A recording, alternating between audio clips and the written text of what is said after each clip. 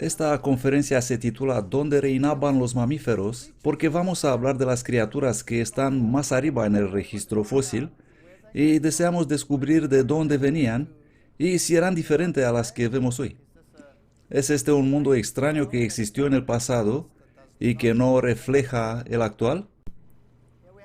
Aquí tenemos los periodos geológicos. Recordemos que después del Cretácico, que es el nivel de sedimentos marinos con todos estos depósitos de carbonato de calcio, tenemos estos niveles superiores aquí, conocidos como el Cenozoico, y en estos niveles también tenemos organismos marinos y otras extrañas criaturas que se encuentran en los niveles inferiores, muchos de ellos, pero también encontramos mamíferos y pájaros y algunos fósiles humanos. Y la pregunta es, ¿de dónde provienen?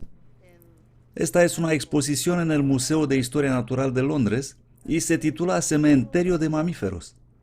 Los restos fosilizados de un antílope, una gacela, un caballo y un carnívoro se conservaron juntos en esta losa.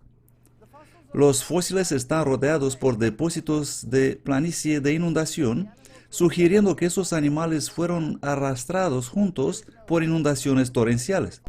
No existe desgaste y hay poco daño en los fósiles, lo que muestra que han sido enterrados rápidamente. Esto es interesante, porque esta es la descripción que encuentras mirando estos fósiles.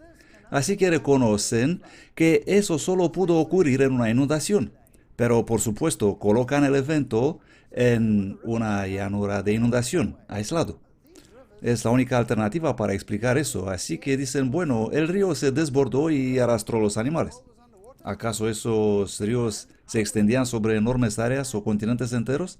Vaya, eran grandes ríos, se inundaron todo el mundo. ¿Y cómo puedes imaginar animales tan distintos como herbívoros, carnívoros, arrastrados juntos al mismo tiempo? Si observamos estos niveles superiores, encontramos fragmentos de huesos en piedra en el terciario, huesos de mamíferos, huesos rotos, y encontramos conglomerados como este, donde hay huesos fosilizados en piedra. Miren todo eso, es increíble. ¿Qué sucedió aquí? ¿Y qué hay de este cementerio de fósiles donde existen miles de mamíferos enterrados en fosas comunes? Esta no es evolución, este es catastrofismo. Estos animales fueron arrastrados juntos durante una catástrofe. Los mamíferos y los pájaros tienden a flotar debido a que se hinchan. Cuando se pudren, se hinchan y flotan. Así que si puedes pensar en una inundación catastrófica donde tienes criaturas flotando por ahí en el agua, algunas de ellas siendo enterradas más rápido, es decir, el animal completo rápidamente enterrado, y otras criaturas flotando probablemente por más tiempo, pudriéndose, desarticulándose y luego siendo enterradas, tienes estos enormes cementerios y te preguntas, ¿fue esto solamente una llanura inundada? ¿Cómo puedo explicar esto? Aquí tenemos otra exposición en un museo y en el tablero pone enterrados vivos.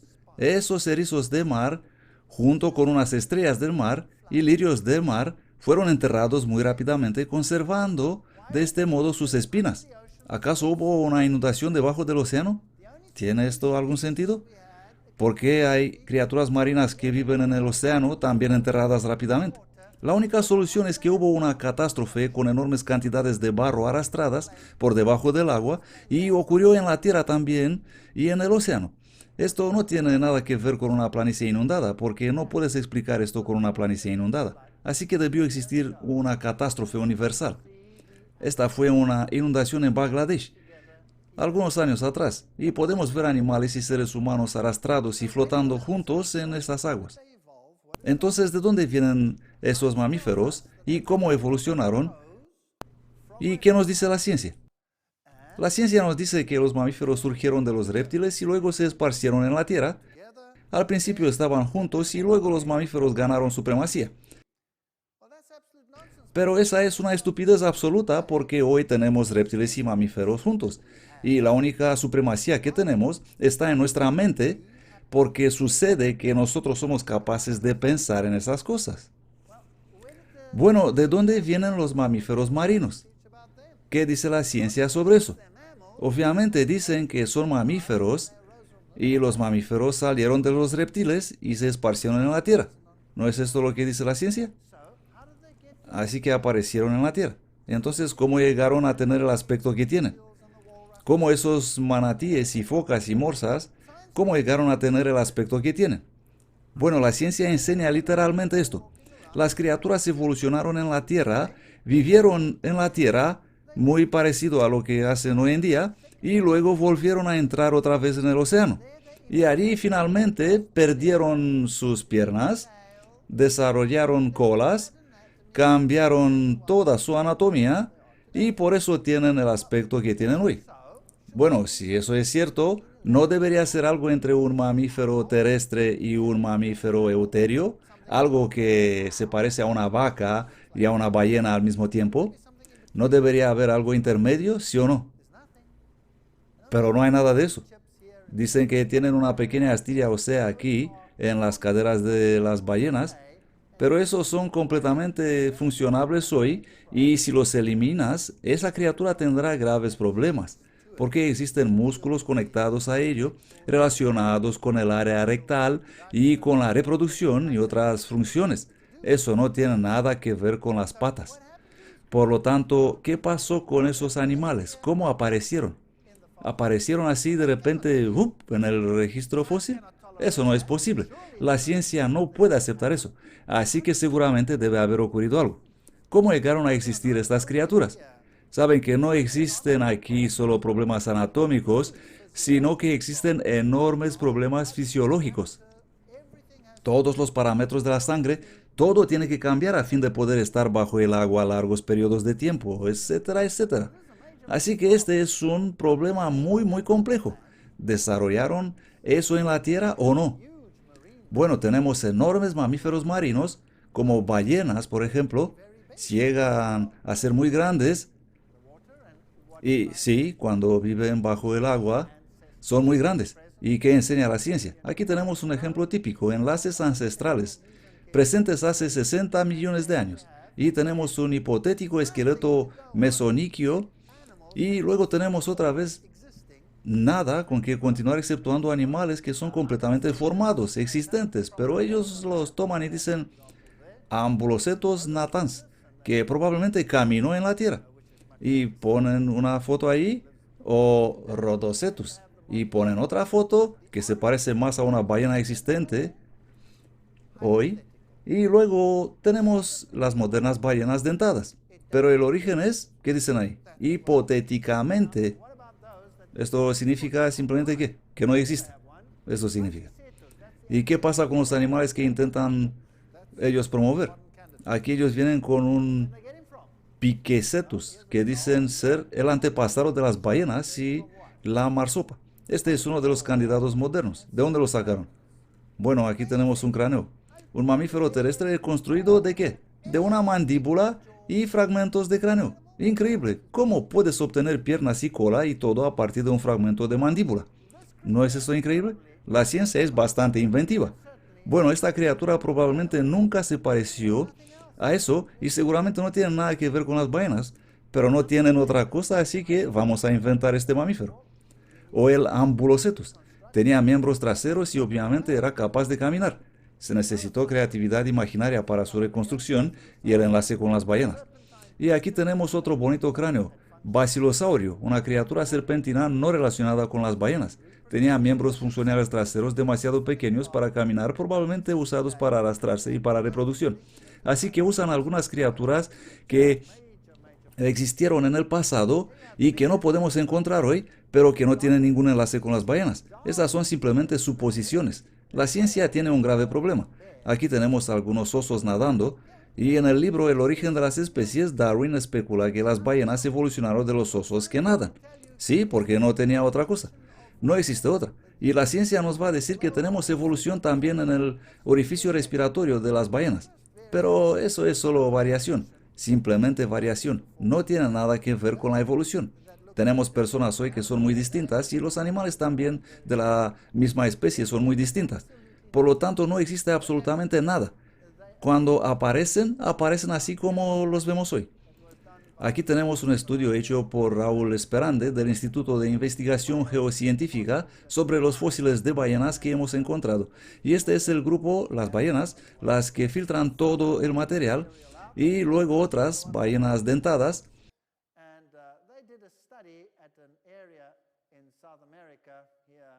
E hicieron el estudio en una zona de América del Sur en la costa de Perú llamada la Formación Pisco o Mioceno-Plioceno,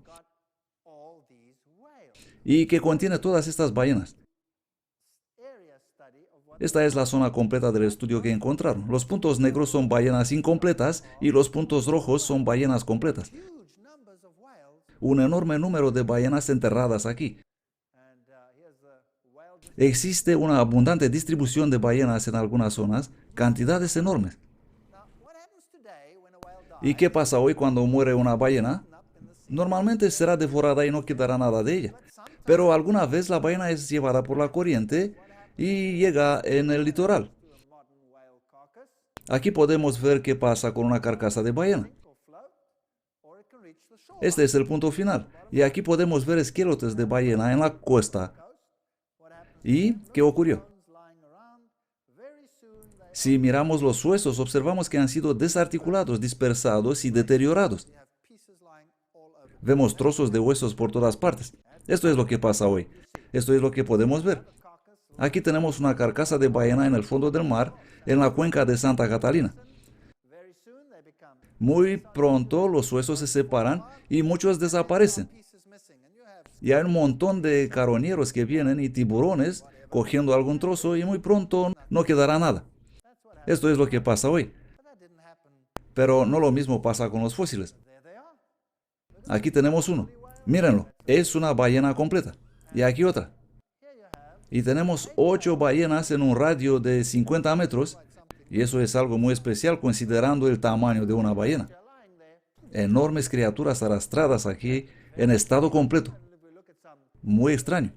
Y luego si observamos alguna pieza individual, una ballena conservada, dientes de tiburón, pero sin marcas de dientes de tiburón en los huesos. Por lo tanto, otros animales fueron también enterrados, no solo ballenas.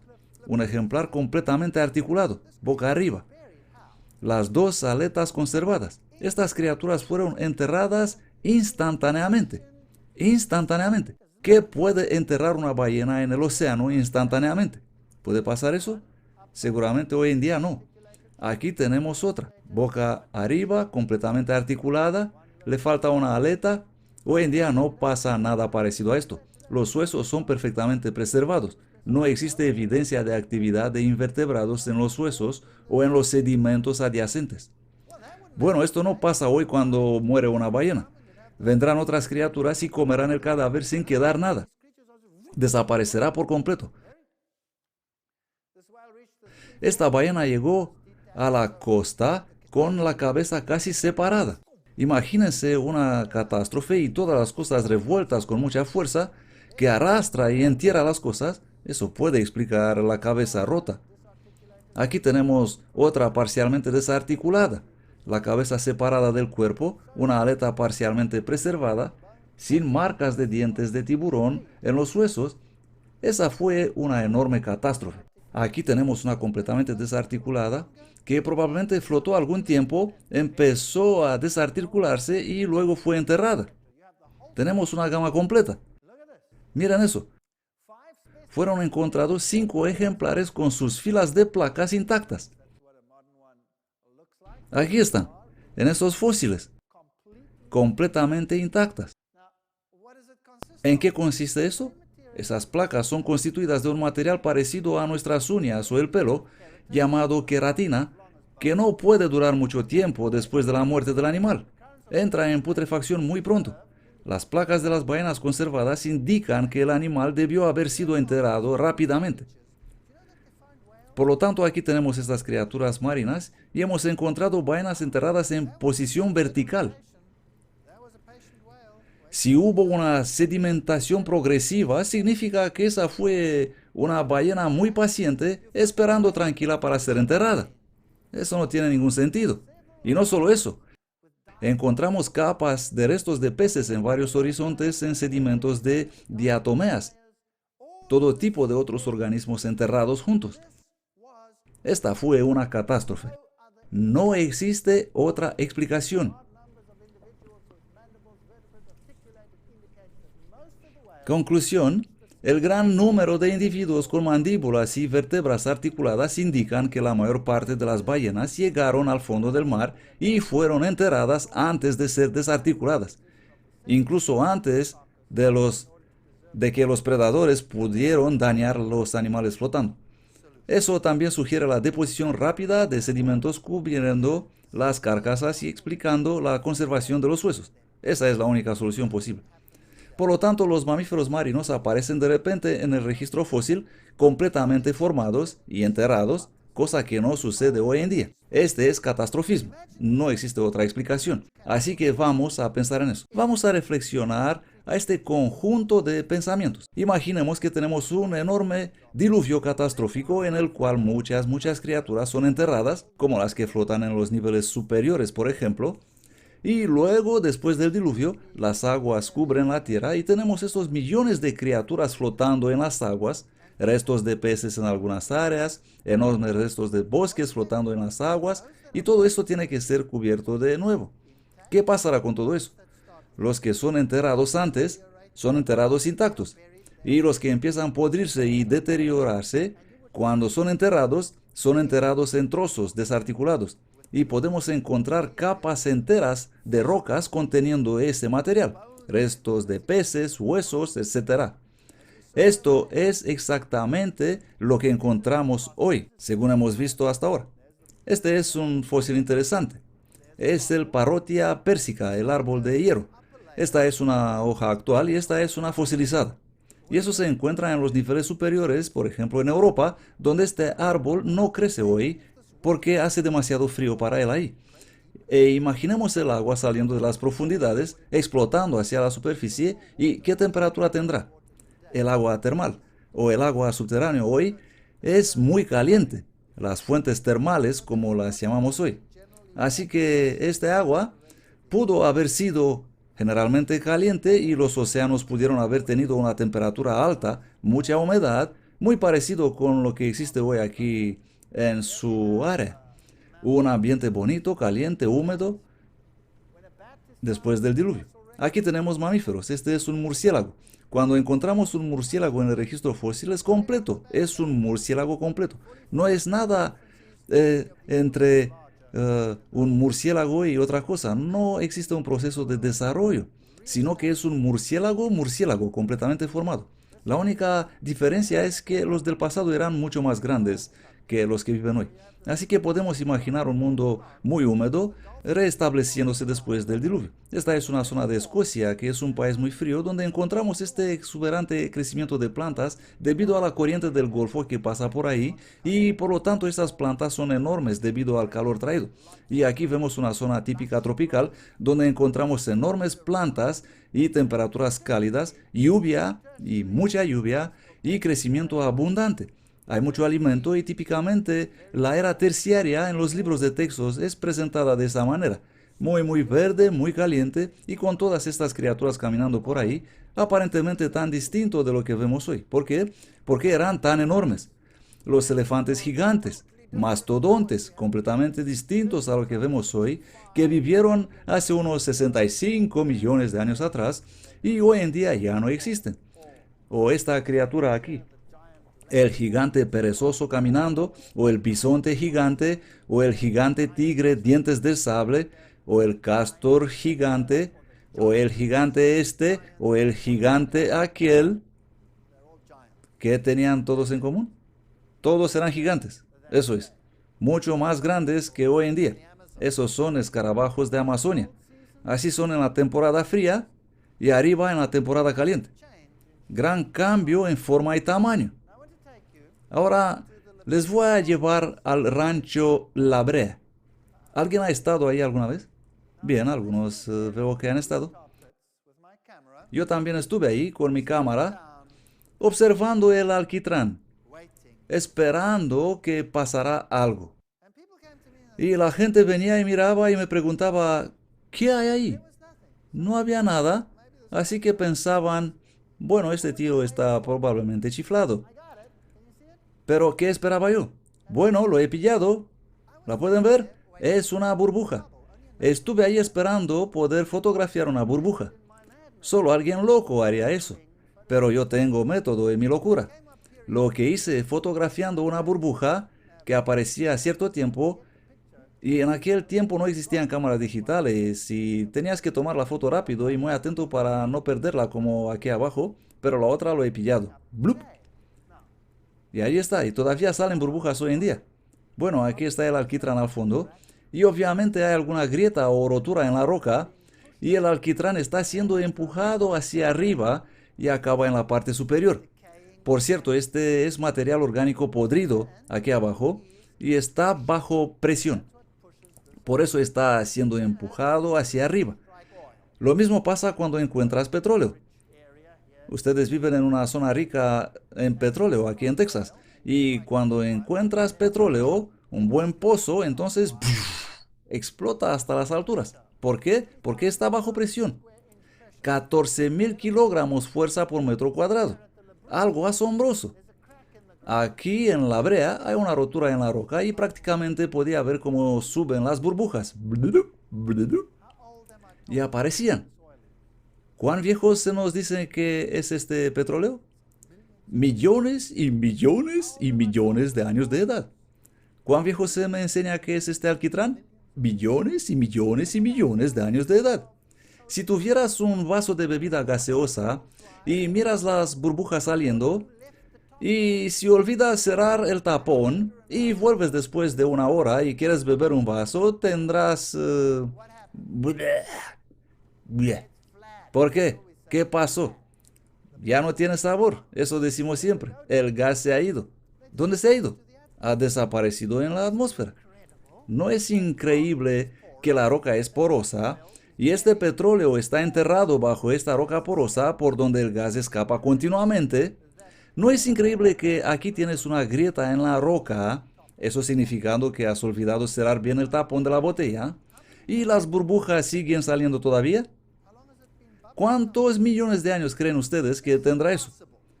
¿Cuánto tiempo puede burbujear eso? Vamos. Esto es imposible, no puede ser tan viejo. La única razón por la cual sigue burbujeando es que hay un enorme depósito que todavía contiene gases de descomposición. Por lo tanto, se trata de una corta cronología y no de millones de años. El hecho de que cuando encuentras petróleo, este sale disparado, significa que el tapón está bastante bien cerrado. Pero la roca es porosa y ese gas está escapando continuamente y si todavía tiene esa enorme presión, eso nos demuestra que no puede ser muy viejo. Pero no es esto a lo que voy. El alquitrán y el petróleo son el resultado de una catástrofe. Las aguas cubrieron la tierra, luego los continentes fueron levantados y todo fluyó hacia abajo y fue enterrado nuevamente. También tenemos estas enormes cantidades de algas que fueron enterradas y masas de material orgánico enterrados bajo esas capas, con todos estos huesos quebrantados en ellos. Y ese es el petróleo y el alquitrán que encontramos hoy. Es exactamente eso. Material orgánico enterrado repentinamente. Y el alquitrán y el petróleo están ahí debido a un fenómeno postcatastrófico. Y vienen estas criaturas pensando que es un charco o algo parecido y entran y debido a que es alquitrán, brea, ya no pueden salir de ahí, ya que en el intento de salir se hunden cada vez más hasta desaparecer al fondo. Y cuando se dan cuenta que no pueden salir, esos animales empiezan a gritar aterrorizados, atrayendo ¿qué? Los predadores. Así que los carnívoros aparecen, atacan al animal y quedan ellos mismos atrapados en el alquitrán. Entonces, en el alquitrán encontramos una extraña asamblea. Tenemos más carnívoros que herbívoros. Esto no es normal. No es normal. Es decir, no es un fenómeno natural. Lo que pasó aquí es que esos animales fueron atrapados sin poder salir del alquitrán. Y encontramos tigres dientes de sable, extrañas criaturas del pasado. Y en el alquitrán encontramos este mastodonte gigante y el gigante perezoso, como este aquí. En un viaje en América del Sur, unos científicos hicieron un viaje ahí y llegaron a una hacienda. Eso es una finca. Y había una piel expuesta en la entrada. El dueño lo había colocado ahí y se asombraron. ¿Qué puede ser eso? Nunca habían visto algo parecido. Así que fueron y preguntaron, ¿qué es eso? Y el hombre dijo, venid y os mostraré. Los llevó a una cueva y ahí estaban los cuerpos de estas criaturas con las pieles aún intactas. Saben que en Australia existen ciertas zonas de cuevas donde el nivel del oxígeno es ligeramente diferente que afuera y ahí puedes encontrar canguros gigantes echados ahí, que supuestamente tienen millones de años de edad, pero con sus pieles todavía intactas. ¿Puede creer eso? Bueno, es una realidad, pero por supuesto tendrás que modificar los millones de años. Y hay algunos que creen que estas criaturas todavía viven hoy en las junglas e incluso se aventuraron en buscarlas. Pero seguro serán más pequeñas de lo que solían ser en el pasado. Bisontes gigantes, mucho más grandes que los bisontes de hoy. Pero a fin de cuentas, es solamente un bisonte y nada más. Por lo tanto, en la brea, cavas en el alquitrán en porciones cerradas, sacando el alquitrán afuera y encuentras estas criaturas ahí. Y encuentras un tigre dientes de sable. ¿Solo encuentras dientes de sable? No. También encuentras tigres normales y más pequeños. De hecho, encuentras toda una gama. Y este es el extremo de la gama. Es como tomar los perros, tomar un San Bernard y decir, este vivió en el pasado, pero hoy nos hemos quedado con el Chihuahua. ¿Comprenden lo que quiero decir? Es exactamente el mismo fenómeno científico. Así que en realidad lo que hacen es tomar el Chihuahua y toda la gama intermedia hasta el gran danés y luego decir, esto hemos encontrado. ¿Y qué muestran en los libros de texto? El extremo de la gama. ¿Por qué? Porque eso es sensacional, es diferente, es algo que no tenemos hoy. Hoy tenemos tigres con dientes como estos. Pero en el pasado existía una gran variedad. ¿Por qué? Bueno, imaginemos los animales tomando el control sobre un nuevo mundo. Y hay enormes terrenos. Todo un nuevo mundo para ocupar. Mucho espacio. Muy poca competición. Cuando hay poca competición, hay gran variedad. Y luego cuando empieza a surgir la presión y los animales empiezan a competir más y más unos con otros por el espacio, por el alimento, entonces pasan cosas. Saben que si tomamos un animal del continente, una oveja, una cabra, un caballo o cualquiera que desean, y llevamos ese animal en una isla y lo dejamos ahí, adivinen qué pasará. En solamente pocas generaciones, el tamaño de esos animales va disminuyendo. De hecho, el tamaño disminuye un tercio del tamaño original. ¿Por qué? ¿Se recuerdan que les he enseñado los caballos de Islandia? La diferencia entre ellos y los caballos del continente de donde vinieron es que ellos disminuyeron en tamaño, por lo menos un tercio, en un corto periodo de tiempo. ¿Por qué? Porque están compitiendo por los recursos de la isla. Y cuando estás compitiendo por los recursos en una isla, finalmente te quedas sin espacio. Eso es lo que pasó. Y una adaptación a esta situación es no crecer mucho. ¿Por qué? Primeramente porque hay menos comida. Y debido a la competición con los demás, así que se quedan más pequeños. Y un animal más pequeño come menos que un animal más grande. Tiene un metabolismo más alto, pero come menos que un animal más grande. Así que si reduces el tamaño, naturalmente puedes tener más animales en el mismo lugar. Por lo tanto, muy rápido el ambiente cambia el tamaño. ¿Tiene ese algo que ver con la evolución? No. Los japoneses, antes de la guerra, ¿cómo eran? ¿Cómo representan los dibujos animados a los japoneses antes de la guerra? Solían representar a los americanos de pie, altos, así como Melenko, nuestro amigo, un tipo grande, y luego los japoneses subidos en algunas cajas para poder llegar al mismo nivel, ¿no es así? ¿Por qué eran bajitos? ¿Por qué? Porque su dieta era totalmente diferente de cómo lo es actualmente. Hoy su dieta es mucho más variada, tienen mucha más variedad de fuentes de proteínas en su dieta. ¿Y cómo están hoy los japoneses? Totalmente distintos. Algunos son... ¿Habéis visto jugadores de baloncesto japoneses? Algunos son bastante grandes, ¿no? Y algunos se preguntan, wow, ¿qué les pasó a esos? ¿Acaso han evolucionado de repente como supergigantes? No, su estilo de vida ha cambiado. Por lo tanto, el tamaño, el estilo de vida, estas cosas van juntos. Solo porque algo es grande no lo hace diferente. Así pues, que era un mastodonte, era un elefante grande, que era un bisonte gigante, era un bisonte grande, que era un lobo gigante, y era un lobo grande. Nada más. No hay nada de evolución en eso. Aquí tenemos un lobo gigante. Le llamaron el lobo temible. ¿Un animal distinto? No. Es exactamente igual a un lobo actual. La única diferencia siendo que era más grande. ¿Tenemos por lo tanto inventar algo maravilloso y diferente? No. Obviamente el ambiente era más cálido, mejor adaptado para un crecimiento rápido y todas demás características, y por eso los vemos así. Y luego ocurrió algo. Llegó una edad de hielo. Y el mundo hoy es totalmente distinto de lo que era entonces. ¿De dónde vino todo ese hielo? ¿Y cuánto tiempo duró? ¿Qué enseña la ciencia sobre este tema?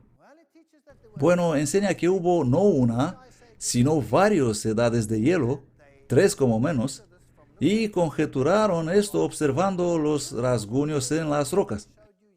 ¿Se acuerdan ustedes el video que hemos visto ayer con esos enormes bloques de piedra rodando en la inundación? ¿Qué hemos visto en las rocas de la base? Enormes rasguños. Así que el agua puede producir este fenómeno. Así que la única evidencia de hielo es lo que vemos ahora en el polo norte y sur. Solo eso.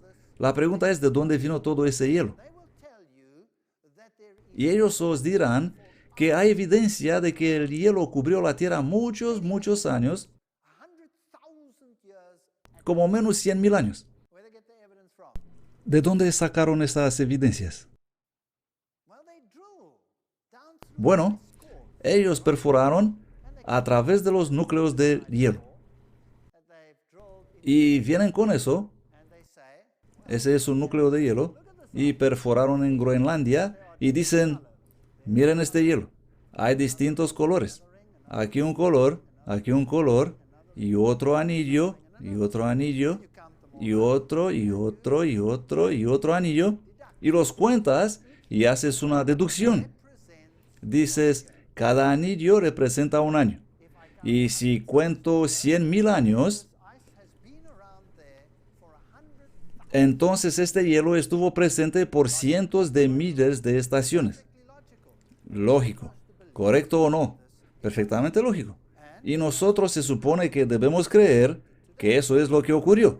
Y así sabemos cómo el hielo fue compactado en la actualidad. Durante la guerra, algunos aviones solían volar sobre esta zona, hace unos 60 años, antiguos aviones. Y algunos se estrellaron en Groenlandia. Y ahí se quedaron, en ese gran desierto de hielo, y nadie se molestaba a encontrarlos. Pero recién algunos fueron redescubiertos y excavados de debajo de enormes cantidades de hielo. Cavaron hasta ellos, y si observamos el hielo a medida que bajemos al abismo, encontramos cientos y cientos de niveles anulares. Por lo tanto, ¿fueron esos aviones enterrados durante miles de años? ¿Es así? Así que estos anillos no son anillos anuales en absoluto. Y no podemos decir que esa época de hielo duró 100.000 años debido a la capa de hielo. Esos son capas de evento. Los puede formar una tormenta y puedes tener múltiples tormentas en una estación. No se necesitan millones de años.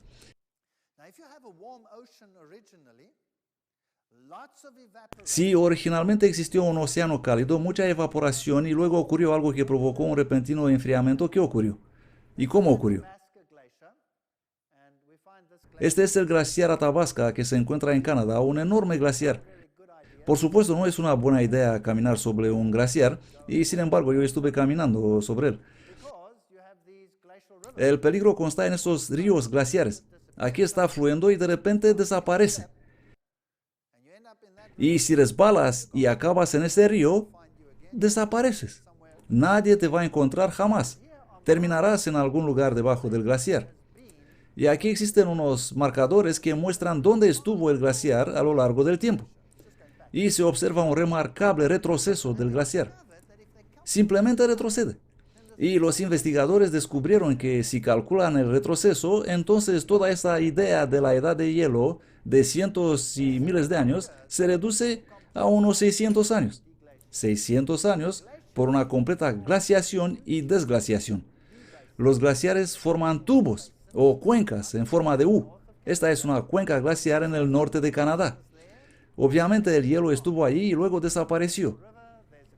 Hay un río glaciar y un lago glaciar. Algo debió haber ocurrido para provocar una glaciación. Probablemente hubo algún impacto meteórico. Es una posibilidad. Y eso causó algunas roturas y otros eventos extraños en el planeta. ¿Existen evidencias de eso? La respuesta es sí. Si miramos la superficie actual del planeta, vemos gigantes cráteres de impacto, como aquí en Arizona. Encontramos gigantescos cráteres en Siberia.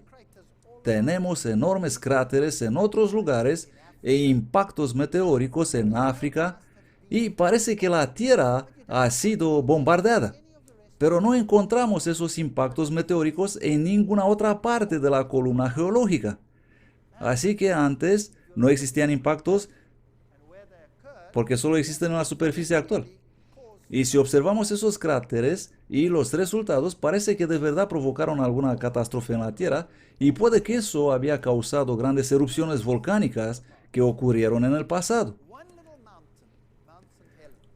Una sola pequeña montaña, el monte Santa Elena, arrojó tanto polvo en la atmósfera que la temperatura media del planeta bajó 1 grado Celsius, porque cubrió el sol.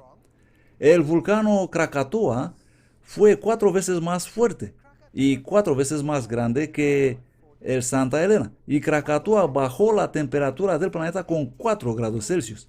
Un solo volcán. ¿Qué creen ustedes que harán 80.000 volcanes explotando al mismo tiempo? ¿Se pueden imaginar eso? ¿Pueden imaginarlo? Si vamos en el estado de Washington, podemos ver esas enormes capas de lava en la superficie, enormes áreas y esos enormes diques volcánicos. Todo en la superficie. Ahí están. Diques volcánicos, mucha actividad volcánica. Aquí vemos la explosión de un solo volcán, el monte Santa Elena. 500 bombas de la Hiroshima explotando a la vez. Pero fue un pequeñito volcán, uno de juguete comparado con otros. Aquí vemos el gran cinturón de fuego del Pacífico, donde tenemos mucha actividad volcánica. Luego tenemos la dorsal mesoatlántica, que va hasta Islandia, enormes cantidades de polvo arrojados en la atmósfera. ¿Qué haría eso en términos de temperatura? Pues cubrirán enteramente el sol para un tiempo y provocarían una tremenda bajada de temperatura. Y si fuera un océano caliente, habrá mucha evaporación y una repentina helada y hielo. Y los glaciares se formarán y extenderán a través del continente, pero a lo largo de la costa, ¿qué habrá? Un bonito y cálido clima temperado, así como les he mostrado en Escocia esa exuberante vegetación y en otros países helados por donde pasa la caliente y suave corriente del Golfo. Y si tendríamos elefantes viviendo en Rusia, por ejemplo, ¿dónde podrían vivir las poblaciones? Podrían sobrevivir al norte, cerca del océano, que es caliente, y sobrevivirán en el sur también, siendo cálido. Así que resultarían 2 poblaciones de elefantes separados por enormes glaciares que cubrirían la Tierra. Y de hecho tenemos evidencia de esos animales viviendo en este ambiente frío. Aquí es la reserva natural de Burning Mountain, el Monte Ardiente en Australia. Un lugar muy interesante. Ardieron ahí por algunos miles de años. El monte ardiente se debe a la combustión lenta de gruesos filones de carbón. Un fenómeno muy interesante. Una estimación razonable de la duración del fuego sería de aproximadamente 5.000 años. Muy interesante. Si das un paseo por ahí, podrás ver las evidencias de todo ese calor y volcanismo y derrumbamiento en las zonas donde el material subterráneo ardió. Y este otro material traído por la erosión, el azufre apareciendo en la superficie, el nombre se debe a la especulación de los viajeros y exploradores que fueron ahí. Existen misteriosas leyendas sobre el monte ardiente y lo que dijeron los pioneros, y existen estas evidencias de que algo está ardiendo bajo la tierra. Y por supuesto los canguros aman eso. Aquí vemos estiércol de canguro. Ellos aman este lugar debido al calor que ofrece por la noche. Existen también grandes grietas en el suelo. El hedor es a veces insoportable, por eso te tienes que tapar la nariz. Y los mamuts reinaron en aquella época. Así que tenemos estas criaturas en esta zona donde ocurrió ese gran volcanismo, donde empezó a formarse mucho hielo y las poblaciones fueron separadas. Esta es solo una teoría. Y así empezaron a desarrollar ese largo pelo. Y aquí tenemos otra interesante historia. La historia de Dry Falls, las cataratas secas. Esos acantilados son los restos mortales de lo que una vez fueron las mayores cataratas del mundo. Ellos guardan el testimonio del tremendo poder de la inundación que arrasó el este de Washington al final de la última era glaciar. Las cataratas se iniciaron a 12 kilómetros al sur, pero procedieron contra la corriente mediante la fuerte acción erosiva. El retraso de las cataratas dio lugar al cañón que se ve abajo, etcétera, etcétera. La ciencia hoy admite que esa fue una catástrofe. Pero hace unos años atrás no admitían eso. Decían que había tomado millones de años para formarse estas cosas.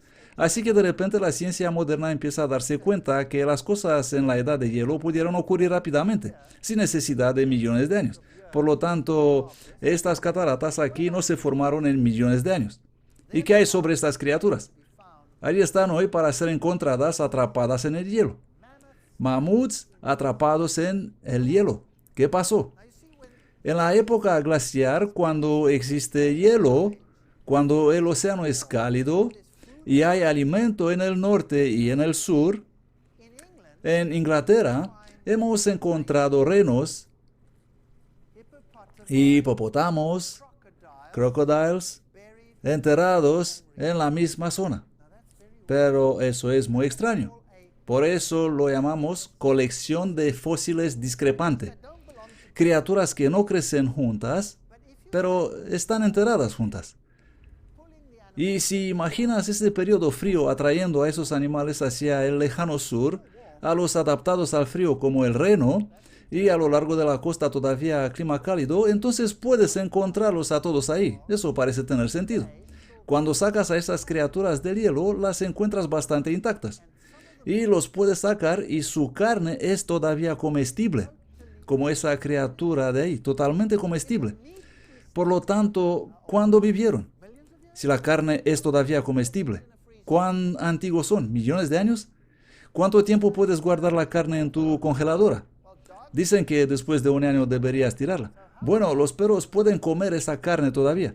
Así que, ¿hace cuánto tiempo existieron esos mamíferos? ¿Cuándo vivieron esos mastodontes? Hablaremos sobre eso en la siguiente sesión. Fin, primera parte. Segunda parte.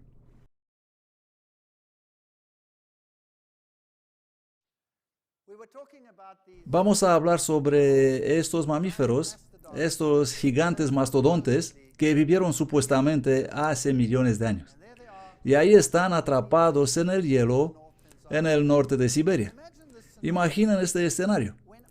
Cuando el hielo se derrite, absorbe una enorme cantidad de energía para derretirse. Eso es simplemente física. Es mucho más fácil calentar el agua que cambiarla de un estado a otro. Absorbe una enorme cantidad de energía. Así que vemos que el hielo retrocedió muy rápidamente, vemos esto en el glaciar, y mientras este hielo se derrite, absorbe enormes cantidades de energía.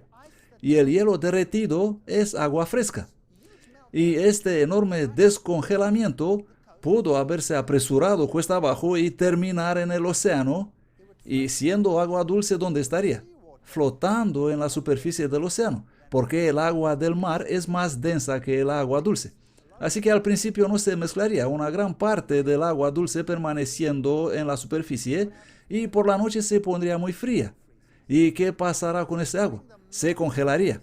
Y de este modo, durante la fase del derrite, de repente hubo una gran helada y todo se congeló.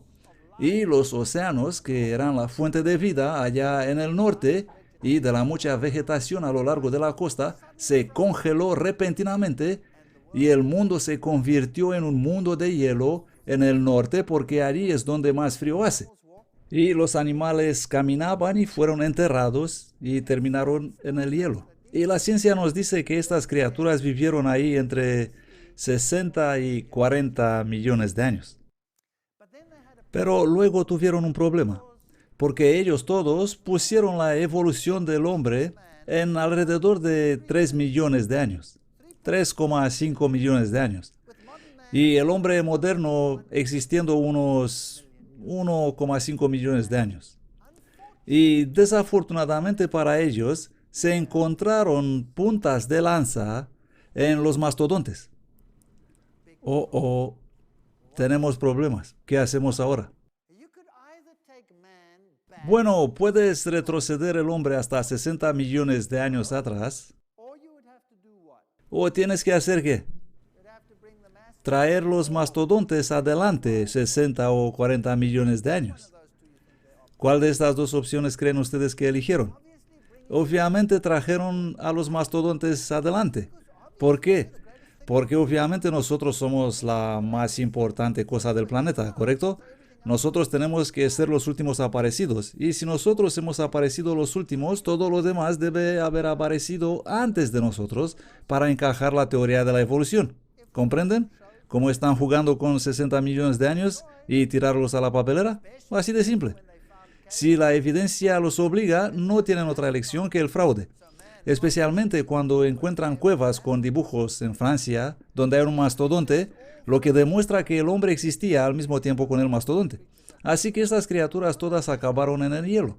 Existe un montón de teorías sobre cómo se congelaron estos animales. Por cierto, no hay solo mastodontes, sino todo tipo de animales enterrados en el hielo. Entierro rápido, incluso animales de clima cálido, enterrados en el hielo. Eso es muy extraño. Algunas teorías dicen que cayeron del cielo grandes bolas de nieve y los enterraron en una especie de nitrógeno líquido que facilitó la congelación, pero si nos quedamos con los pies en la tierra, podemos encontrar teorías mucho más lógicas sobre cómo ocurrió el entierro de esas criaturas en el hielo. Y definitivamente el hombre y esas criaturas han sido contemporáneos. Y repito, eso dejó la teoría de los científicos en seco. Así que vamos a echar un vistazo al amanecer del hombre. Una cosa es segura. No tenemos tantos fósiles humanos según esperaríamos. ¿Por qué? Bueno, pensemos en eso. El ser humano es una criatura muy sociable y tiende a reunirse en sociedades. ¿No es así? Hoy vivimos en ciudades. ¿Dónde se encuentra la mayor población del mundo? En las ciudades. Así es como encontraríamos la mayor parte de la humanidad, en ciudades. Ahora, Dios, según la Biblia, destruyó al hombre de la faz de la tierra y destruyó toda la creación también del mundo existente entonces. Y si eso es cierto, entonces la razón dada es que los destruyó a causa del pecado. Eso es lo que dice la Biblia. Así que obviamente el blanco principal fue el hombre pecador. El resto está allí como prueba porque los animales estaban por todas partes, pero el hombre estaba relativamente localizado, exceptuando aquellos que, al igual que hoy, les gusta vivir aislados, pero esos serían pocos. ¿Dónde encontramos la mayor evidencia del diluvio hoy en día? Eso sería interesante porque seguramente la mayor evidencia del diluvio se encontraría ahí donde el pecado, entre comillas, sería mayor. ¿Tendría eso sentido? ¿Y dónde encontramos la mayor evidencia del diluvio hoy? Desafortunadamente no se encuentra en la tierra. Lo encontramos debajo del océano. Si vas al Océano Pacífico, por ejemplo, existen cañones debajo del océano 4 veces mayores que el Gran Cañón. Pero los cañones no se formaron debajo del agua. Ellos se forman por el correr del agua en una zona inundada. Entonces, ¿qué nos dice eso? Que esa zona, ese cañón que está debajo del océano, en el pasado estuvo ¿dónde? En la parte superior. Estuvo en la superficie. Lo que ahora está en el fondo del océano una vez fue la superficie de la Tierra. Y hay mucha evidencia de actividad ahí al fondo que nos dice que hubo una enorme inundación catastrófica que ocurrió en la Tierra. Bueno, eso es lógico. Por lo tanto, será posible que las grandes ciudades con millares de fósiles humanos están probablemente enterrados en los sedimentos bajo el océano. Esta es una posibilidad. Bien, ahora vamos a las leyendas. ¿Dónde dicen las leyendas que se encuentra el mundo antediluviano? ¿Habéis oído alguna vez de la leyenda del Atlantis? ¿Dónde dicen que se encuentra eso? Debajo del océano. Bueno, si no nos gusta eso, ¿qué enseña el ocultismo? El ocultismo, un tema muy interesante. El mundo oculto y su conocimiento secreto. ¿Qué enseñan ellos? ¿Dónde estaban los pueblos antiguos? ¿Y dónde están ellos actualmente? Enterrados debajo del mar. Esta es una enseñanza ocultista. Esto es lo que enseña el ocultismo. Si lees los grandes libros de la masonería, por ejemplo, o los grandes artículos que ellos publican, encontrarás que se trata del fondo del océano. Esas son cosas interesantes. Por lo tanto, lo que tenemos actualmente es una dispersión por ahí y por allá, faltando la gran parte de los fósiles humanos. Animales encontramos por todas partes porque ellos estaban por todas partes. Exceptuando probablemente las áreas donde vivían los hombres, al igual que hoy en día no encontramos elefantes y leones y renos corriendo por las calles de Nueva York cada día, ¿no? ¿Por qué habría sido diferente entonces? Aquí tenemos el amanecer del hombre y se nos dice que el ser humano, los antepasados del ser humano, vivieron en los árboles y luego bajaron de los árboles porque el clima había cambiado o por otra razón y hemos empezado a caminar por la hierba. Y esas criaturas andaban por ahí entre la hierba, adaptándose al nuevo ambiente, y no podían mirar por encima de la hierba porque eran muy bajitos, así como andaban ellos encorvados, así que se pusieron rectos por la curiosidad para ver lo que hay arriba, y finalmente empezaron a andar erguidos. Bueno, primeramente eso ni siquiera es científico, es totalmente una basura, y eso es lo que llamamos lamarquismo. Esto significa que un animal empieza a hacer lo que hace porque quiere alcanzar un cierto estado. Hablaremos sobre el lamarquismo y darwinismo en otra conferencia. Eso no es nada científico, pero eso es lo que la ciencia dice que pasó. Y que el hombre moderno tiene este aspecto y que hubo alguna transición del estado de caminar a 4 patas hasta la posición erguida. Y al mundo le gusta constantemente escuchar de dónde venimos. Así que tenemos artículos de la revista Times, el comienzo del hombre, y muestran un supuesto hombre aquí, y podemos observar otra vez los rasguños y la sangre. ¿Por qué? Porque es revelada su natura primitiva, su sangriento y diabólico pasado. Eso es lo que quieren sacar en evidencia. Y aquí tenemos otro artículo en la revista Times, el comienzo del hombre hace 2.000,5 millones de años. Y por si tendremos una nueva generación en un par de años, sacarán otro artículo sobre cómo comenzó el hombre y empezarán otra vez con las mismas estupideces. Así que a cada generación se le recuerda nuestros orígenes, muy primitivos, muy sanguinarios, muy salvajes. Generalmente los científicos se ponen furiosos cuando les dices que evolucionaron de los monos. ¿Por qué la ciencia no enseña eso? Es necesario comprender la teoría así como es.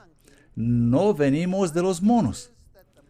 La ciencia enseña que los monos y el hombre son los productos finitos de un proceso evolutivo y sus antepasados están en alguna parte en un nivel inferior.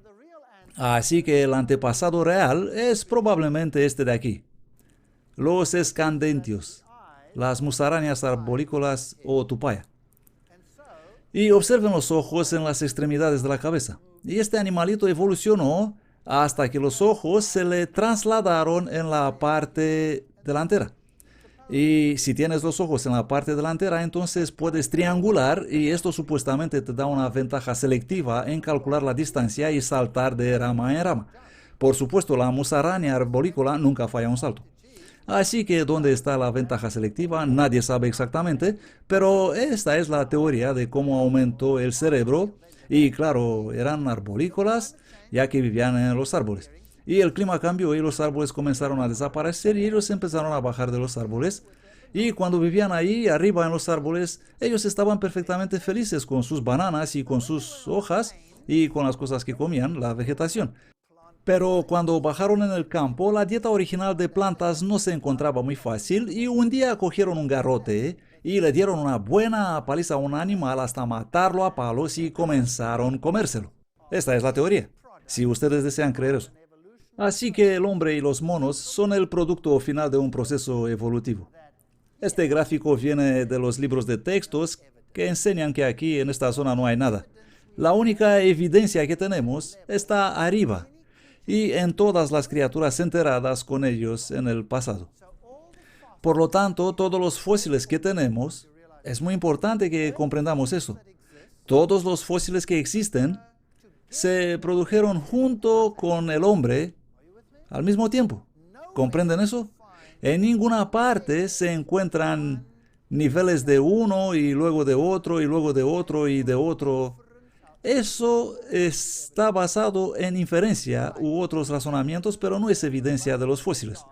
Es igual como darte los huesos de todos los perros y decirte clasifícalos. Así encontramos todos estos huesos, incluyendo huesos de hombres, en los mismos niveles y decimos, bien, científicos, sacarlos y ponerlos según han evolucionado. Pero todos estaban ahí al mismo tiempo. Así que los australopitecos y los fósiles de los así llamados homínidos y el hombre moderno, todos existieron al mismo tiempo. Así que tenemos lo que llamamos una secuencia morfológica, no una secuencia paleontológica. No es como pasó en las rocas, sino que es como pensamos nosotros que pasó, observando todos los huesos que tenemos. ¿Comprenden? Una diferencia muy importante. Si miramos estos monos y este hombre, ellos vivieron al mismo tiempo. Pero de algún modo los científicos esperaban que uno conservara las características algo más primitivas que el otro. Y aquí de nuevo todo pasó ahí abajo y todo existió al mismo tiempo. Nuestros familiares vivientes. Esos son nuestros parientes. Pero nuestros antepasados no sabemos cómo eran. No tenemos ninguna idea. Antepasados primates. Luego tenemos hocico más corto, hocico más largo. Exactamente como dije antes. Si tiene hocico corto, lo ponemos aquí. Y si tiene hocico largo, lo ponemos en otra parte. Así los organizan. Así que, si miramos este animal, ¿qué diremos? Comparado con nosotros. ¿Es primitivo o avanzado? Es primitivo. ¿Por qué? Porque nosotros tenemos caras planas. ¿Os habéis mirado en el espejo? Tenemos esta nariz aquí y si miramos el espejo vemos que tenemos cara plana. Pero este tiene un bonito hocico largo, así que no es tan avanzado. Este otro es algo intermedio. Y este otro es un científico, ya, en su plenitud. ¿Lo ven? Que tiene la cara plana. Así que este debe ser más o menos cercano a nosotros. Y este, bueno, avanzado. Así que este debe ser más o menos cercano a nosotros. Y este otro es familiar nuestro, probablemente más cercano. Y la ciencia nos dirá que si comparamos nuestros genes con los chimpancés, bueno, nosotros tenemos 98% de los genes en común con los chimpancés, por lo que debemos estar muy relacionados, ¿no es así? ¿Es este su cuento? Por supuesto. Solo 2% de diferencia. Esas son genes estructurales. ¿Saben cuán enorme es una diferencia de 2%? Es enorme, una diferencia enorme. Porque la forma en que nos desarrollamos no es necesariamente representada por los genes, sino por la expresión de los genes, la forma en que se expresan. Y eso se determina mediante los genes controladores y no por los genes estructurales en absoluto. Así que puedes tener genes muy similares resultando en estructuras totalmente diferentes. Y por cierto, tenemos casi el mismo número de genes en común con el ratón. ¿Y sabían que tenemos 76% de los genes en común con un plátano? ¿Quiere eso decir que hemos evolucionado de una banana? ¿Es así? ¿Comprenden? No se dejen impresionados por cifras como 98%, porque no significa absolutamente nada, sino que en realidad el miserable engaño científico es totalmente deshonesto, por decirlo directamente, como mínimo. Pero cuando se trata de estas cosas y vas al museo, verás los monos colocados como nuestros antepasados, sentados ahí alrededor de una fogata y con sus garrotes, claro, apaleando esos animales para obtener algo de comida. ¿Es así? Eso es lo que los museos nos muestran. Pero recuerden que todos estos existieron al mismo tiempo con el hombre moderno. Eso es puramente morfológico. Encontraban los huesos y dicen, bien, este hueso representaba probablemente un ser más primitivo, exactamente como lo hacen con los animales modernos, diciendo que son más avanzados que los de antes. Los clasifican simplemente según su aspecto. Y en el caso del hombre de Nebraska, lo tienen con el palo cazando en la fogata, ya saben, todo el espectáculo, basados en un único diente que encontraron y que se demostró finalmente ser un diente de cerdo. Así que todo es en realidad imaginación científica en puro estado.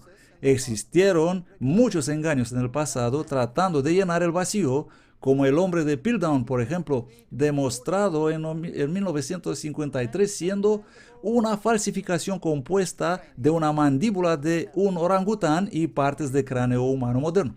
Han existido varias falsificaciones tratando de convencernos de su teoría. Hemos tenido muchas falsificaciones donde los científicos tratan de explicar o mostrar evidencias de lo que ellos quieren encontrar. Una teoría moderna explica que el hombre evolucionó partiendo de África. Es la teoría predominante actualmente. Y tenemos todos estos modernos homínidos como Homo erectus, Homo neanderthalicus, Homo sapiens y algún otro Homo antepasado por aquí, saliendo de este grupo que son todos monos. Y vienen con Pithecanthropus y Australopithecus, pero todos son monos. Y estos de arriba son todos humanos. Y los encontramos juntos. La teoría de la salida de África, así es como muestran la expansión a partir de aquí del Cuerno de África, y el Homo sapiens existió hace solo 100.000 años, así dicen. Y si miramos el panorama completo, tenemos estos dos grupos de fósiles aquí, uno en el Cuerno de África y el otro en África del Sur. Esos son los sitios principales de la evolución humana. Y existe otra teoría llamada la hipótesis multiregional, que muestra al hombre aproximadamente por todas partes al mismo tiempo. Y dicen, las poblaciones regionales de Homo erectus pudieron haber evolucionado en Homo sapiens mientras se mezclaron unos con otros. Aquí están todos viviendo al mismo tiempo, así que no hay ninguna evidencia por la teoría del origen de África. Esta es la más común y la más antigua. ¿No es interesante que todas las líneas se reúnen ahí? Eso es más o menos donde el arca hubiese parado si hubo tal cosa, pero vamos a mirar esta teoría. Aquí tenemos los fósiles en el sur de África, y dicen que hace 200.000 años, después de 3,5 millones de años de evolución, etcétera, etcétera, y llegamos al hombre de Neandertal y al hombre de Java, todos estos aquí, y vamos a ver lo que nos cuentan los científicos. Bueno, Leakey fue el primero que empezó ese camino de descubrimientos, entre comillas, y los organizó algo así como el Australopithecus. Ahora el Australopithecus era un mono completo. Pero él dijo, bueno, este mono tiene algunas características que nos pueden conducir hacia el hombre. Pero recordemos que el hombre estaba allá presente. No tenemos que olvidar eso. El hombre existía allá. Y siguiendo la línea de Leakey, llegamos al hombre de Neandertal, de Cro-Magnon, y él nos cuenta que estos andaban rectos. Los Australopithecus, ya que encontramos huellas de pie en la roca. ¿Saben que esas huellas de pie fueron estudiadas en todo el detalle y que son idénticas con las huellas del pie humano hechas en el barro por hombres que caminan descalzos? De hecho, si miramos el pie de Australopithecus, que tengo aquí abajo, observamos que el dedo del pie está desplazado. Saben que en realidad ellos falsificaron para hacer algunas de esas huellas, mostrar el dedo desplazado cuando no lo estaba. No existe ninguna evidencia que esas criaturas existieron y andaban rectas, salvo estas huellas de pie que son idénticas con las huellas humanas y no con las huellas de mono en absoluto. Todos los fósiles encontrados se parecen con estas. Son 100% monos o 100% hombres. No existe nada intermedio. Aquí tenemos un típico cráneo de Australopithecus. Y existen 3 variedades de Australopithecus. Australopithecus afarensis, Australopithecus robustus y Australopithecus africanus, que básicamente significa un mono de África, un mono de Australia y un mono robusto. El mono robusto tiene una cresta en la parte superior de la cabeza, pero los otros no la tienen. Y eso los coloca en categorías distintas. ¿Sabían que el gorila macho tiene cresta, pero la hembra no la tiene? ¿Acaso son 2 especies, el macho y la hembra? Claro que no. Por lo tanto, eran todos simplemente monos. Y si observamos la forma en que el cráneo es unido con el cuerpo, ¿han descubierto ellos alguna vez algo que puede mostrar la complejidad del esqueleto? No, nunca. Solo tienen trozos como este. Este es el famoso cráneo 1470, reconstruido de varios trozos colocados juntos, y aún así le faltan piezas, pero nunca hay un esqueleto completo para estudiarlo. Así que es imposible decir si andaban erguidos o en 4 patas. Lo único que puedes saber con exactitud es que esos son trozos de cráneo de mono 100% y el resto es pura conjetura. Este es Johansson, el que encontró la famosa Lucy, y declaró que ella es definitivamente la principal candidata. Lucy era bajita, y hay científicos hoy que la describen como siendo nada más que un chimpancé pigmeo. Porque Lucy es 100% un mono. Pero ¿cómo presentan ellos a Lucy en los museos? Este es el Museo de Historia Natural de Londres. Observamos otra vez las huellas de pie y a Lucy andando ahí con su bebé. Y dicen, ¿está Lucy más relacionada con el hombre que cualquier otro Australopithecus? Y recuerden que este es un simple mono. Y continúan diciendo, esta cuestión permanece. ¿Qué es lo que ponen ahí en el museo? Los grandes paleontólogos del mundo reconocen que esta cuestión permanece, ¿cómo? Sin respuesta. En parte porque cada Australopithecus tiene características únicas que podían vincularlo con el ser humano. Por supuesto que fueron contemporáneos con el ser humano. Los seres humanos estaban ya allí, así que esta no es ninguna evidencia de evolución. Eran simplemente monos. ¿Andaban ellos erguidos? No tenemos ninguna evidencia en absoluto. Oh, no, pero los muestran recogiendo ramas y haciendo cosas, y todos los demás ¿a partir de qué? De este esqueleto parcial. Esto es lo que tienen. La cabeza es 100% de mono. La relación entre el brazo y la pierna dicen que está a medio camino entre el ser humano y un mono. ¿Comprenden? Los monos tienen una relación entre la pierna y el brazo de aproximadamente 1:1. Esto significa que la pierna es tan larga como el brazo. Y los humanos tienen una relación entre la pierna y el brazo de 1:0,75. Así que el brazo es solo 3/4 partes de la longitud de la pierna. Esta es la relación media. Y Johansson resolvió el problema diciendo, aquí tenemos una relación de 1:0,87. Esto es como un medio camino entre mono y humano. ¿En serio? Pero hay partes que faltan aquí, y piezas que faltan aquí, y huesos que faltan aquí, y piezas que faltan aquí, y faltan por todas partes. ¿Cómo puedes calcular eso? ¿Cómo haces para calcular eso? Pero él dice que esta no es la única evidencia, así que vamos. Por cierto, Johansson tiene problemas. Tiene graves problemas, especialmente conmigo, porque ven mi brazo, es muy largo. Así que seguramente soy algún intermedio homínido. Algunas personas tienen los brazos largos, pero pueden servir para tener los problemas alejados. Johansson también dice que esta parte de la cadera nos muestra que Lucy caminaba erguida. Desafortunadamente no con esta, porque con esta precisamente andaba como un mono. Pero él dice que probablemente es una cadera torcida. Y si la doblamos un poco, ella puede caminar erguida. No con esta, pero si la doblamos un poco será posible. Y él dice que debe ser una cadera torcida. Pero claro, no tenemos la otra cadera para comparación. ¿Comprenden? Así que todo lo que tenemos es una cadera que sirve para caminar como un mono. Ahora, ¿por qué dice que debe ser torcida? Pues debido a la rodilla. La rodilla es más parecida con una rodilla humana. Esta es la única pieza del fósil que es parecida a la humana. Pero explican ellos en los libros de textos que la rodilla no fue encontrada en el mismo sitio que Lucy, que fue encontrada en un depósito totalmente distinto, que no pertenece a este fósil. No, no lo dicen. Esto no lo ponen en los libros de la escuela. Ellos simplemente la añadieron para quedar bien. Recordemos que los hombres y los simios fueron contemporáneos. Entonces, ¿qué hay de raro en encontrar una rodilla humana? Porque en esta zona encontramos huesos de hombres y de australopithecus juntos. En la garganta de Olduvai encontramos evidencias de actividad humana, así como de esas criaturas. Por lo tanto, ¿qué pasó aquí? Vamos a ir a Sterkfontein para ver si encontramos alguna solución.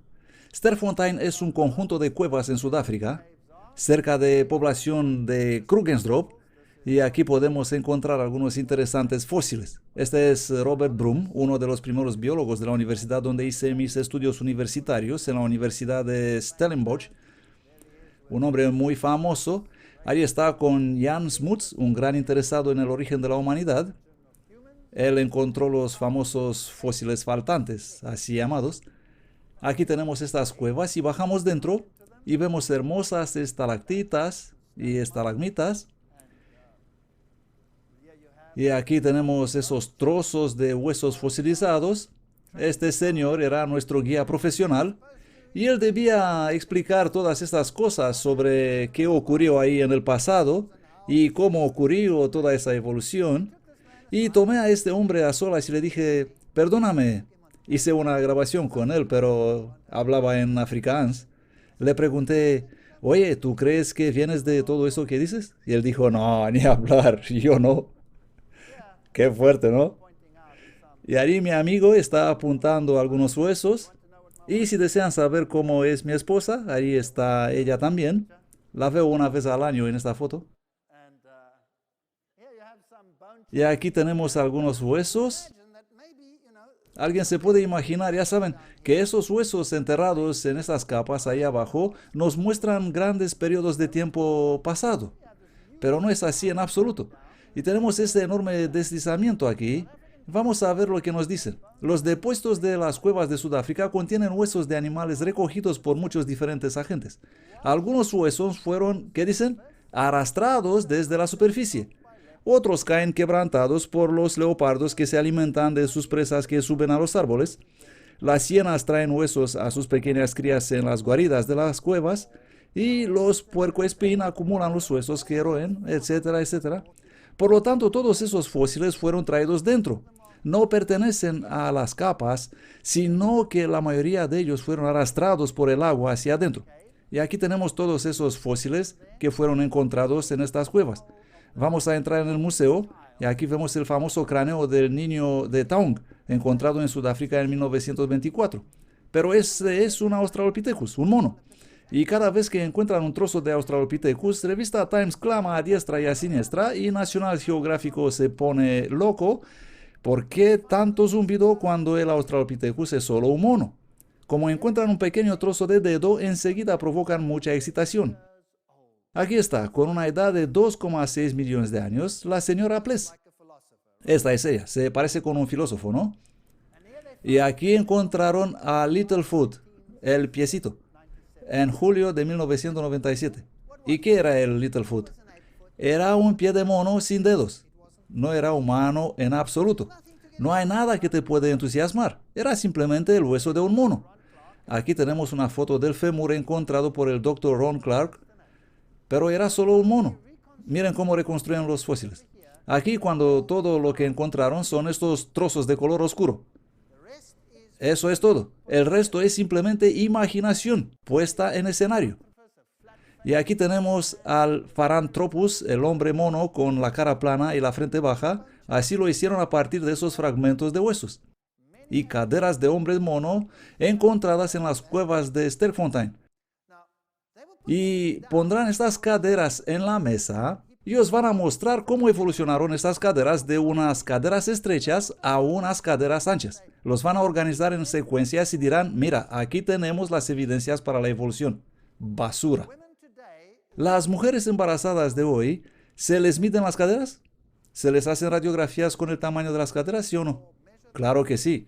Algunas mujeres tienen caderas estrechas y algunas caderas anchas. Algunas tienen caderas tan estrechas que no pueden dar a luz de modo natural y deben soportar la sección cesárea. Hoy en día existen gran variedad de tamaño de caderas. Pero si tomaría todas las caderas de las mujeres y las pondré alineadas de estrecho a ancho, eso no tendría nada que ver con la evolución. Eso es variedad. Y el hecho que encontramos caderas fosilizadas no significa otra cosa. Aquí tenemos al hombre de Neandertal. Así es como ellos lo imaginan. Y aquí tenemos un cementerio de Neandertal. Y dicen, los restos de un niño Neandertal encontrado enterrado en Chichén, en Uzbekistán. El cuerpo fue colocado en una tumba poco profunda y pares de cuernos de cabras fueron colocadas alrededor de él. E hicieron una fogata junto a la tumba. Estuve hablando con científicos de los países del este que me dijeron categóricamente que ellos creen que el linaje de Neandertal está presente todavía hoy en muchas razas humanas actuales. Porque, claro, no es más que un ser humano. Aquí tenemos un cráneo de Neandertal de una tumba. Lo enterraron con flores, porque eran humanos. Pero se nos dice que tenían aspecto de idiotas. Aquí están. Y estas extrañas características. Ahora, este tipo especial de fósil pertenece en realidad a un anciano con enfermedades óseas. Y además de eso, probablemente en el pasado la gente llegaba a ser más vieja que hoy en día. Tal vez pasaba eso.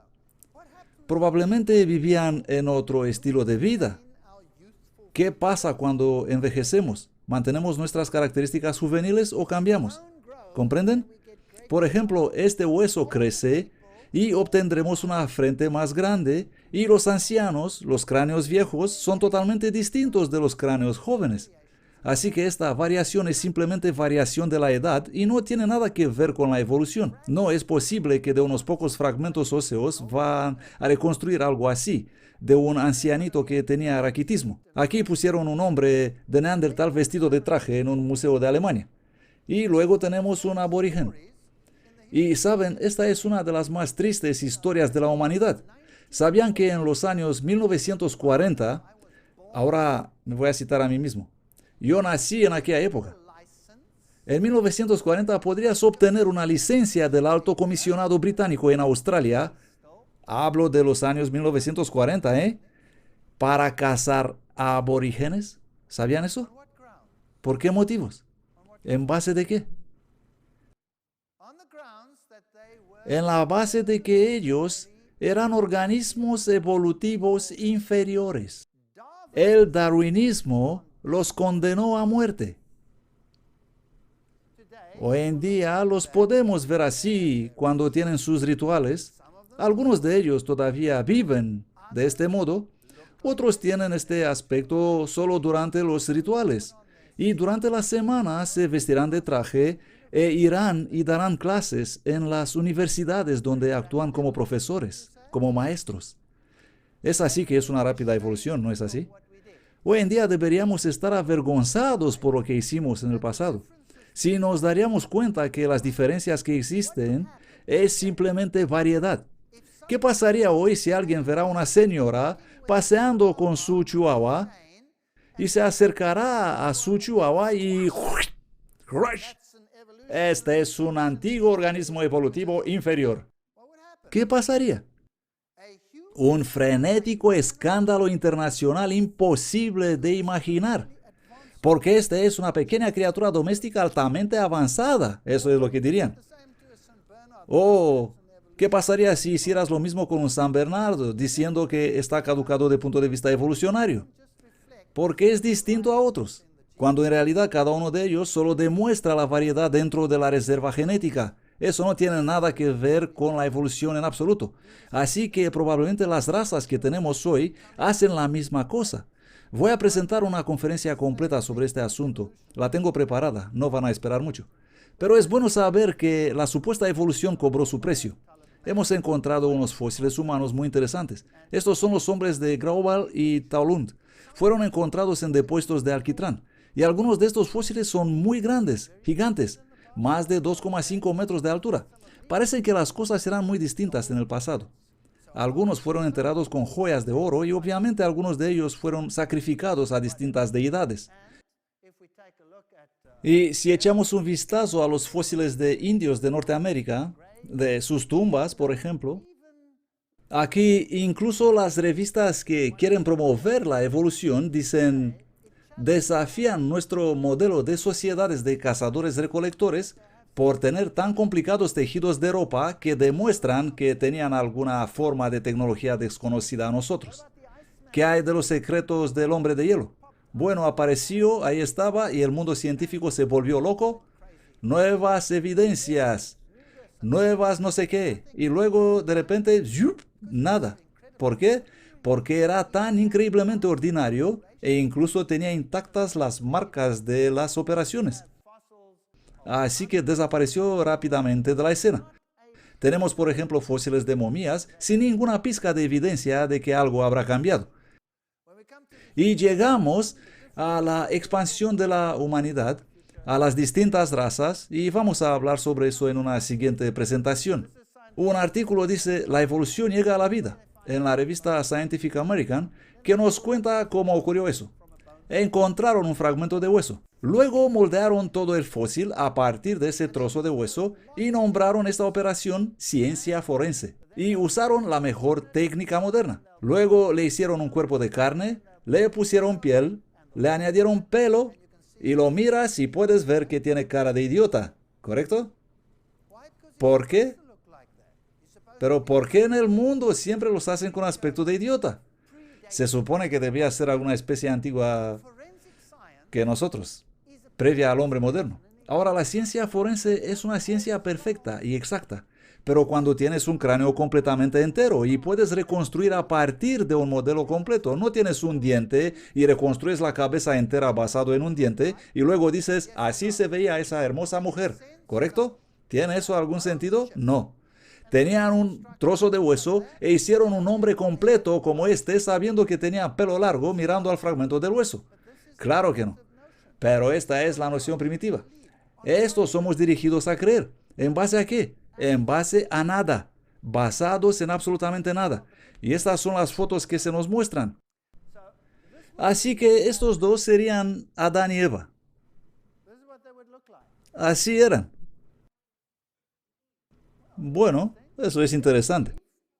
Esta era Eva, dice la ciencia. Génesis 1:27. Y creó Dios al hombre a su imagen. A imagen de Dios lo creó. Varón y hembra los creó. A veces pregunto a los jóvenes, ya ven, yo soy un viejo tío, y les digo, ya saben, ayudadme vosotros. ¿Cuáles son las más guay mujeres del mundo hoy? Ellos dicen, oh, Mariah Carey, Beyoncé y Avril Lavigne. Y yo digo, ok, y aquí las tenemos. Las he puesto en la pantalla para ustedes. A cada una, bueno, y ellas representan distintas razas también. Y debo admitir que sí, tienen aspecto de mujeres muy hermosas. Mujeres hermosísimas. Y Génesis 1:27 dice, y creó Dios al hombre a su imagen, a imagen de Dios lo creó, varón y hembra los creó. Una historia fascinante. De verdad, muy interesante. ¿Tenía Eva este aspecto de mono? ¿O estas chicas reflejan un poco algo de cómo habrá sido el aspecto de Eva? ¿Qué dicen ustedes? En realidad, la elección es de ustedes. ¿Tenemos un noble origen o venimos de este pozo de cieno transformándonos hasta llegar a ser hombres modernos? Estas son las dos alternativas que tenemos. O somos hijos del Altísimo e hijas del Altísimo, o Eva se parecía a un mono. Pues os quiero decir que si esa fuera Eva, yo estaría todavía corriendo y no habría ninguna prosperidad y ninguna posteridad tampoco. No existiría descendencia porque yo nunca me acercaría a esa Eva. Eso es seguro. Así que si eso es correcto, y Dios creó al hombre a su propia imagen, a su imagen lo creó, entonces imagínense un mundo que era perfecto y un mundo que estaba cubierto de las más hermosas vegetaciones donde vivían estos hermosos animales. Esto levanta un montón de preguntas. ¿Por qué no está igual hoy? ¿Por qué existe la muerte y carnívoros y todas esas criaturas? Esas son algunas difíciles preguntas de responder. Pero los vamos a analizar en una presentación completa y vamos a tratar estos asuntos y debemos ser capaces, en base a los hechos, decidir si existe alguna evidencia de que Eva tenía aspecto de mono o no existe evidencia de eso. Ustedes decidirán. Gracias por venir esta tarde. No pierdan las siguientes presentaciones. Van a ser muy interesantes.